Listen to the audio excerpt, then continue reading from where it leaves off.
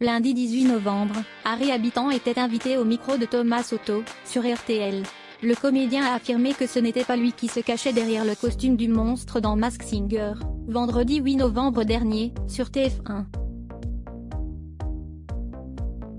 Les téléspectateurs de TF1 ont eu le plaisir de découvrir le tout nouveau show de la chaîne, à savoir Masked Singer, vendredi 8 novembre dernier à 21h10.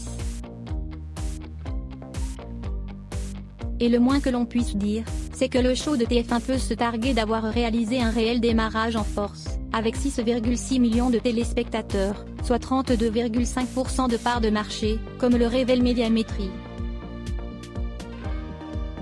Pour cette première soirée, Camille Combal recevait sur son plateau un monstre jaune qui a chanté Que je t'aime, de Johnny Hallyday.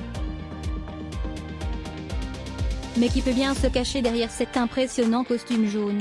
La question était sur toutes les lèvres du public, des téléspectateurs, et du jury.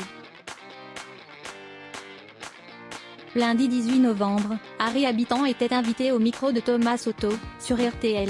En toute transparence, le comédien de 45 ans a affirmé que non, il ne se cache pas derrière le costume du monstre jaune qui a chanté Que je t'aime dans Masked Singer sur TF1. Ah non, pas du tout, a répété plusieurs fois Harry Habitant. Je n'ai pas. Non. Mais alors vraiment pas du tout, a-t-il ajouté, affirmant que les costumes du genre ne lui vont pas très bien. Voilà donc une célébrité que les fans ne peuvent rayer de leur liste.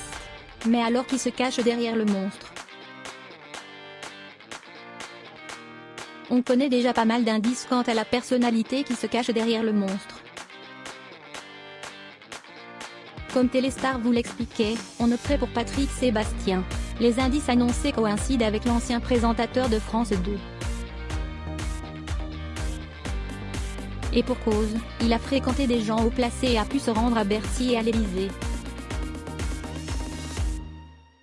Le métier qu'il exerce peut être considéré comme de la magie, même s'il n'est pas magicien. Et pour finir, c'est un éternel enfant qui a toujours voulu se donner en spectacle depuis son plus jeune âge. Chez les enquêteurs, Jamel Debbouze, Christophe Maé, Didier Deschamps ou encore Yann Barthès ont été suggérés.